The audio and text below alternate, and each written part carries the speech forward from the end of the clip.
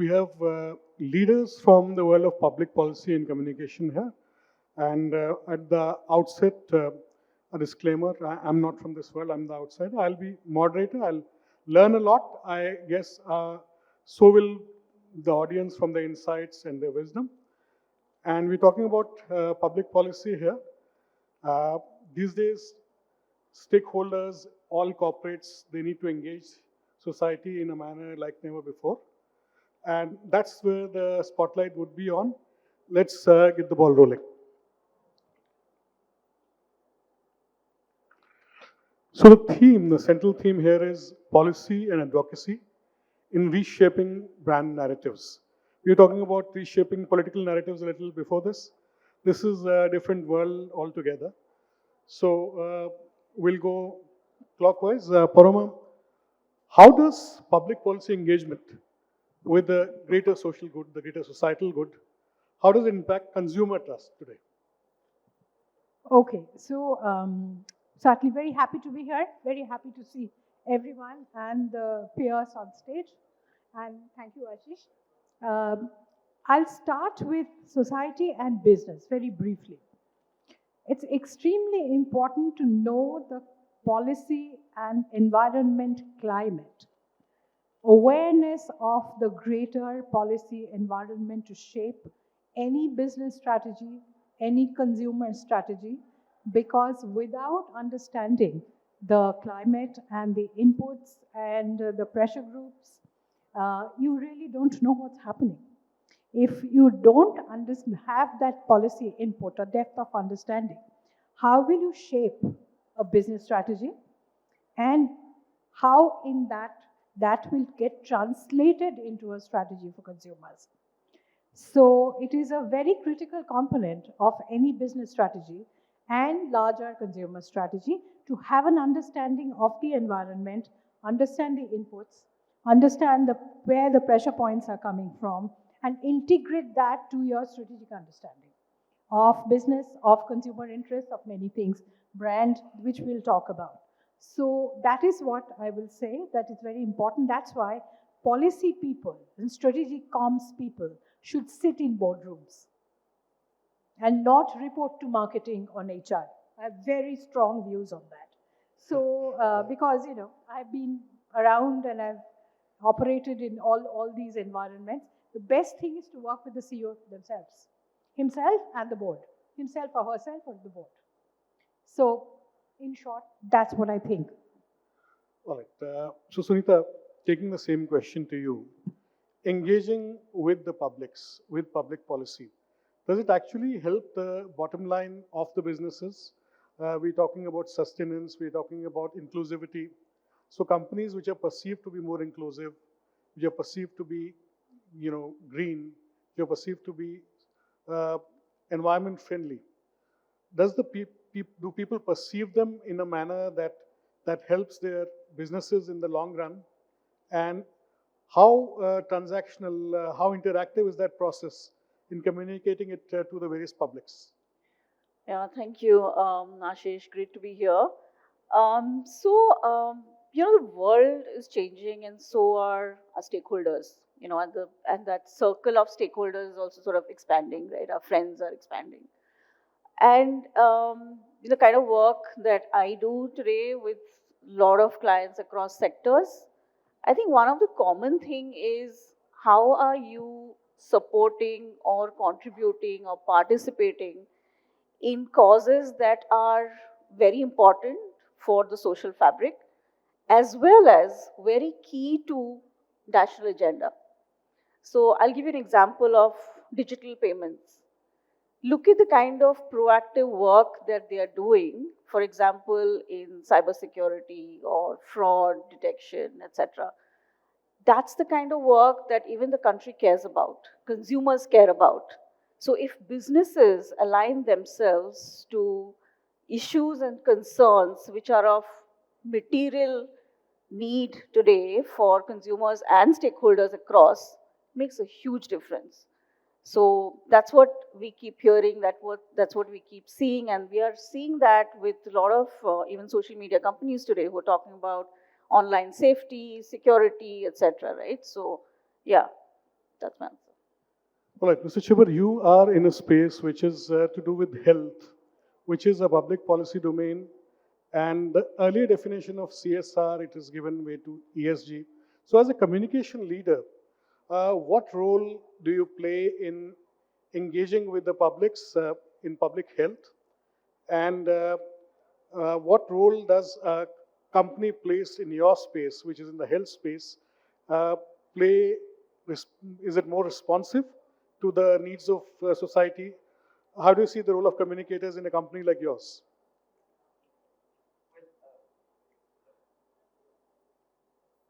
Check. Yep, now it's okay. Yeah. So, when we talk about public policy or advocacy, I think I've had the biggest learning from an acronym called PPP, which is PR for public policy. Right.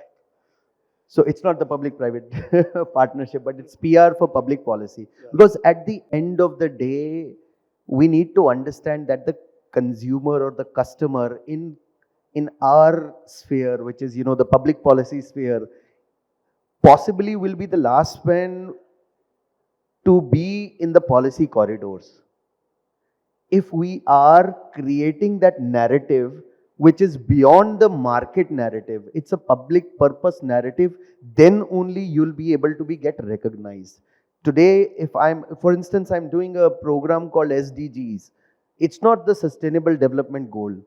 My entire focus right now, because I'm a cardiovascular company, the acronym itself, what we created with Niti Aayog is called Swasth Dil Goal. That hits the government to such an extent that yes, this is what is an extension of the government's programs. We had just prior to our session, the BJP spokesperson talking about if there is a linkage to Make in India, Startup India, or Stand Up India, it resonates fast. So I think that's where we need to talk about more on the PPP aspect of it, which is PR for public purpose. So, I mean, I'm just narrating this because when we move from basic PR to corporate communication and then to public advocacy, the narrative needs to be more from the government side and it cannot be from the company side. But the company becomes a part and parcel of that entire narrative. So for me, I mean, I've learned it through this, and as you narrated through this entire road, that PR may give you recognition, but public policy gives you a seat in the policy corridors. Lovely. Abhishek, your take on this when we talk about public policy, uh, the government, it seems to be doing a lot of uh, benefits which are reaching the common man. But is it communicating them well enough? Is there a lot of interactivity in policy before it becomes a law? There's various things. There's environment. There's new fuel suggestions being done. We had somebody from a social media unit just before us. Is a lot of interactivity happening from the ground there? And whether public policy, how much of the public inputs are being incorporated by the government, and what role do communicators like you play there? This has become a very academic question for me to now take on. Let me just try and put it in this perspective, right? I think times. Please, closer to you. I think fundamentally there's been a shift in terms of policy making and the way this country's been moving forward, right? And I'm not trying to get into pre-2014, post-2014. I think the driving force behind is led by policy these days, and therefore then the society and companies then kind of start to react to it, right? You look at the success when you spoke about you look at the digital public infrastructure from a Aadhaar card perspective in UPI. Look at the opportunity it's created for companies like Google, companies like PhonePe to kind of put their platform on it and then start build, and look at the benefits it's creating. So I think there's a lot of intervention that's happening from government perspective and how policy is being seen. So for example, there is a lot of lens that's happening from a 2047 vision perspective where companies today can ride on and build their narrative around various platforms, from healthcare to public infrastructure to digital public infrastructure to the underlying AI infrastructure, to smart cities, all of those can be built under the vision of what the government is trying to do from a 2047 Viksit Bharat perspective. And that's an opportunity for both companies to partner well and do well for the public, right? I think that while the government's taking its initiative to kind of talk about it, I think the responsibility is also among companies to kind of ride on and communicate well, because I think the expectation from organizations today is not limited to doing good PR or good advertising. I think public good and communicating that has become very, very critical now. So you can't be a good policy person advertising. You're a good policy person who's responsible in communicating what you're delivering to the audience, because the audience itself is much more aware right now. They are not seeing your ad. They're also relating to organizations. There's more awareness among public now. They call you out a lot more. So therefore, I think communication has changed. It's become a lot more strategic. And I think there's a lot of opportunity. I think the framework that I was trying to build for you in terms of how government will lay the foundation and will build on it, same will be from communication perspective. I think government will lay the pillar upwards, and then organizations has to ride along and build and reach out to public a lot more. So he threw in a nice acronym, PR for public good or PR for public policy. What is your take on it as a communicator? Let's have this question. What is your perception about PR for public policy? How do you see it? And we'll have this question, have each of the panelists answer that. So, PR for public good. PR for public policy. That's what it said, PPP stands I don't know if the policymakers would like to call it PR for public policy. They would be, but I mean, it's a good integration that might happen sometime in our lifetime. But I think there is, I think policy and PR, if you're looking at from that perspective, I think need to work together. And organizations need to start looking at from that perspective. And I completely with what Paroma said. I think PR policy needs to have its own legs within and reporting directly to the boardroom or the CEO. And therefore, then you will start seeing change happening from what you're delivering and then relating to what the policymakers and communications can do for public good. So Rajiv, you're all seasoned communicators and seasoned PR people here. What is your take and how distinct it is from what he's saying? And we will have the mic pass on to the other communicators. I believe Paroma has been working on this. So let's have your view and then Sunita and then Paroma. Yeah. No, I completely agree with what Abhishek said. In fact, yes, it's more about building a public narrative. It's more about building, and from a corporate perspective, if I mean, let me, funnel it down to a corporate perspective. From a corporate perspective, it's like gaining your visibility much, faster. Out of sight, out of mind nahi hona chahiye. So, that's what I would take that acronym further when I say PPP, it's PR for public purpose. Because, that's where we become from a corporate or a manufacturer to someone who's visible, from a corporate or a service provider to someone who's down at the grassroots and also propagating something that is going to be worthful for the government to also, take forward. Because the perception of public policy or public advocacy is that when you partner with the government is when you will able to, move forward. And sectors like us, I'm talking about healthcare, sector like, sustainability, whether it's renewable or others in that terms, they need to really propel those acronyms better. हमको, विकसित भारत 2047 50 बार बोलना पड़ता है, हमको आयुष्मान भारत 10 बार बोलना पड़ता है, हमको आत्मनिर्भर भारत 10 बार बोलना पड़ता है. So, we'll have to create that perspective around it. So, so in this case, the public policy is like, आप एक महक की तरह हो, जब तक आप महकोगे नहीं, तब तक वो फैलती नहीं है.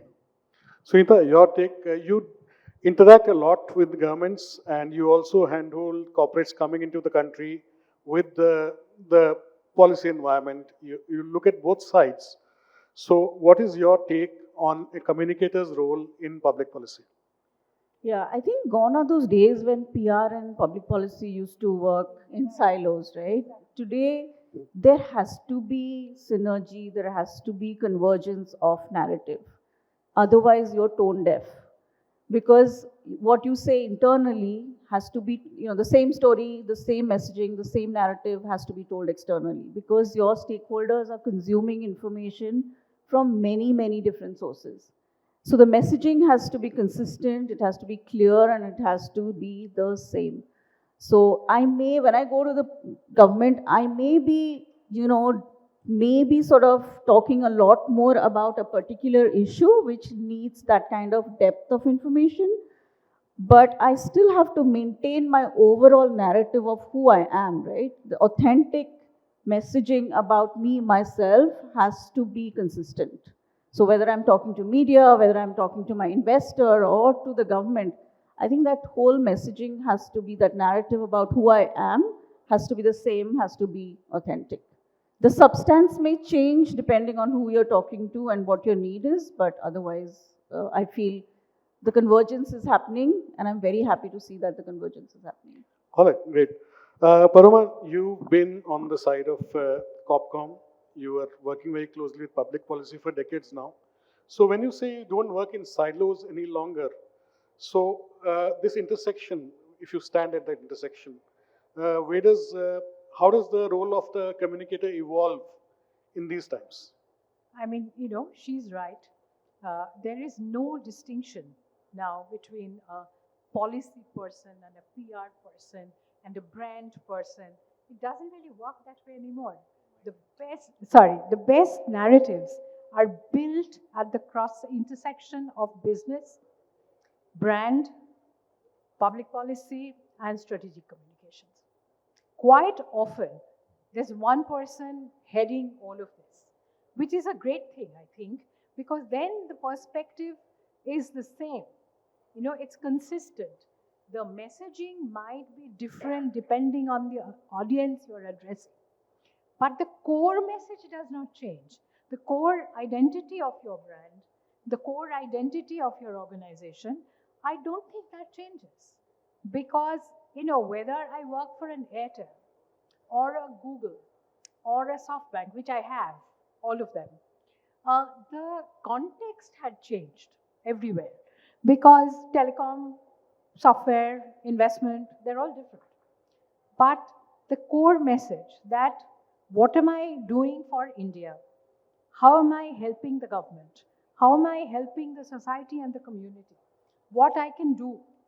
Rather, often we make the mistake of saying what the government can do for me or what the society can do for me.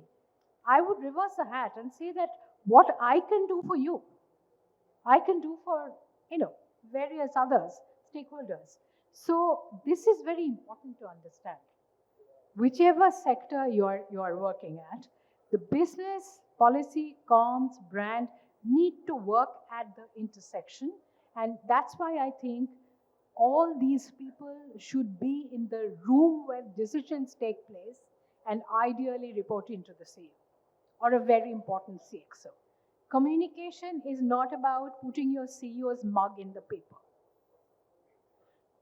Sorry about that. But that helps. Yes and no. Okay. Yes and no. That's a pretty archaic view of PR. I'm Right. sorry. So public policy is not only trawling the government corridors, though it's very important. Brand is not only putting up hoardings. These are tools and tactics. You need to understand and craft the narrative which works for you. That's very important. Don't think of yourselves as professionals working in silos. You contribute to the business strategy, and you're all important stakeholders in that, and that's how your organization acquires an identity. Great. So now, no conversation on public policy or advocacy can be complete without addressing the elephant in the room. Abhishek, I'll come to you for that. We're talking about AI here and adoption of AI, and along with that come all the questions on AI adoption, balancing innovation with data privacy, reputation management, and cybersecurity. So where does the role of the communicator come in times of AI adoption, which is a double edge? People are losing jobs, but it's becoming part of our lives. How is the role of the communicator changing in terms of AI? And how do you communicate it to the larger organizational and society? It's again a very broad question for me to answer. Right. But let me try and put it in perspective first from a communicator's perspective. We actually did a research, global study, asking questions from communicators, which is called Clarity 2030, which basically spoke about the fact that there is going to be an impact among communicators on the use of artificial intelligence and its impact. So, and a lot of them felt that AI is going to make a big impact by 2030 in their lives uh, as communicators too. So there is a big shift that's happening. But I completely agree to then what Paroma said, because the second part of that conversation was, if AI is going to play such a big role in the lives of a communicator, what do they do? So the benchmark there was that they're going to not be at the table, they'll be setting the table, and their role, expectation of the role becomes a lot more strategic. Because I think boardroom issues are evolving, and therefore that's an opportunity for communicators to be a part of, with the understanding first. So you got to be equipped to be able to be sitting at the boardroom and answering those questions, right? That's the part. On the artificial intelligence perspective, I think just from the execution part of the questions that you raised, I think AI is here. We have to accept it. I think it's making a lot of changes. There are billions of transactions that are happening on Aadhaar. There are billions of transactions happening on UPI. And I think from that perspective, all four opportunities are very, very important. So one, governance is very, very critical on artificial intelligence. And I think policy and corporations need to play an integral role in setting that up. Cybersecurity is going to be very, very critical again. Again, an opportunity area for policy and government to work together to identify areas and how do you enhance security of so much of data that's going to move around. The third part is human, which is going to be very, very critical, especially from a healthcare perspective, right? There's so much of the data churn can happen, but you'll always need a doctor to kind of analyze that and put this together. So there will be a human intervention that will always continue to happen in areas where AI is coming in. But I think we have to accept the fact that artificial intelligence is here, and we got to partner with it and see how we could kind of grow with it and learn from it. So, and that presents a great opportunity for us. So I'd love to hear from Paroma, and please give me a chance I think to it's a answer. long topic, but Paroma has something to add to what you were saying. No, I just have to add one line. One is that it's a tool. Learn it. Apply it. I think AI is a tool. You need to learn it, apply it. It can't do your thinking. It can't do your writing. Shakespeare did not use AI. Okay, so let's get carried away. I mean, this whole jumping up and down about AI and Abhishek is right. I mean, one aspect is incredibly important, which is ethics of AI. How it is applied, how it is used. And, so learn it, apply it, don't let it consume you. It is not worth it. If Meta is doing AI today to find out people who have taken maternity leave and paternity leave and sacking them, I mean, that's a deeply unethical use of AI. So please learn as a tool, apply it. Please be aware of the ethics of AI and don't let it consume you. That's the only thing I will say. I just want to add, I'd love for some people to prompt saying, if I was Shakespeare writing Romeo and Juliet today, what are the stories? What's the story that's comes out from ChatGPT? Right.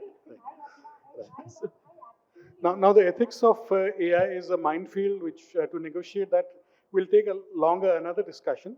We've just been told time's up, but we can't let you guys go. There's a room full of communicators. I think all of them curious to quiz you on these aspects. Please raise your hands, show of hands, and we'll pass on the mic for questions. There's so many people from the industry who would want to pick your minds.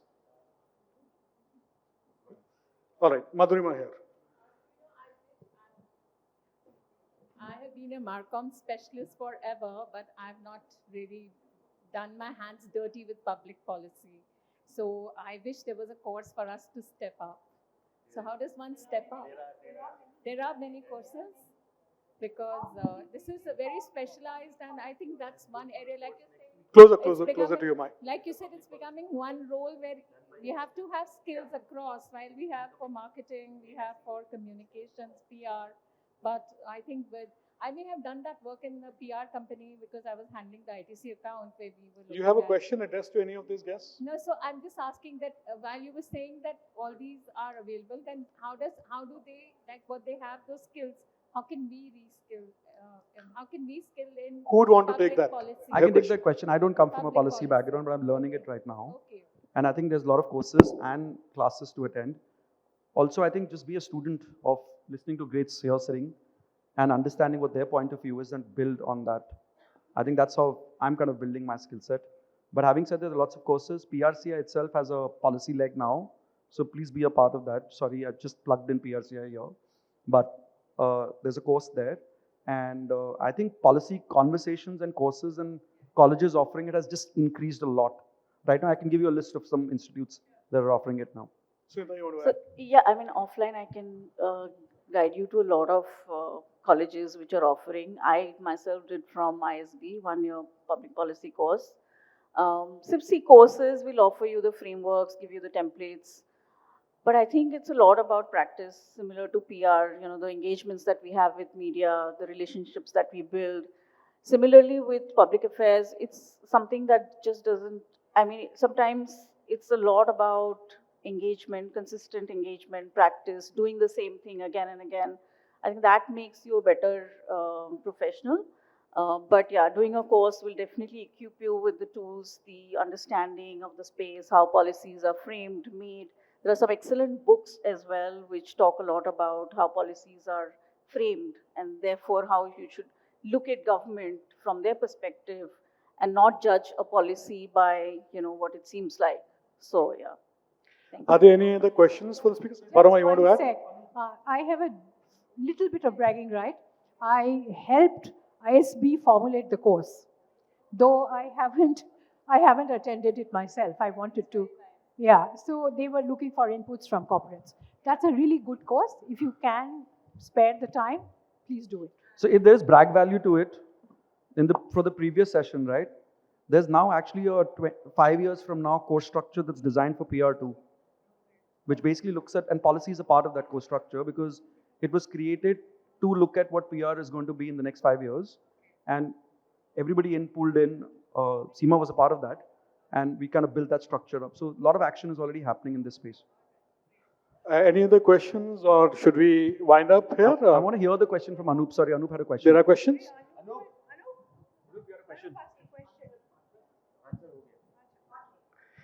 You're quite the audience Are we favorite. out of time? Do we have time to take another question? Anup, you have a question? No, it was Madhurima already asked part of it. And then the question was primarily, Sunita, we have had series of discussions. The two things which we are seeing overall is that now the policy part and the communication part, they are integrating primarily because we are seeing that communication is not the same, it's integrated. From a PR stroke, com stroke, advertising stroke, digital, the key problem which is happening is that where is the brand going? So if today I am working in an organization which is an FMCG, now I am responsible for the stakeholders, which will include government at one level, to a 16-year-old kid there. So from a policy perspective, is it the role now of a policy comms person, policy, public affairs, or a GR person to come? Or is it the corporate communication team which have to come? It's slightly complex because we don't know who is to be there. I want to throw a thought here, and then it's just open-ended right now, and obviously I'm sure we'll have a lot of discussions on this. I just feel that if you don't have a public affairs person, what will you communicate? So if you don't have a government relations person who's leading the conversation, then what comms will you do to it? So there's no integration happening. I think the integration is the wrong one because I think you need first a government affairs department or a public affairs department. I'm not saying who plays that role. You could have a common role cutting across. But if you're not taking those initiatives, what will you be communicating? Right? So I think for me, it flows like that, but happy to have a discussion. You want to add something? All right. So this is a very edifying, illuminating conversation for me at least. I hope the audience agrees with me there. I learned a lot. I guess so would everybody else. I thank all the panelists here. This was great fun and edifying. Thank you.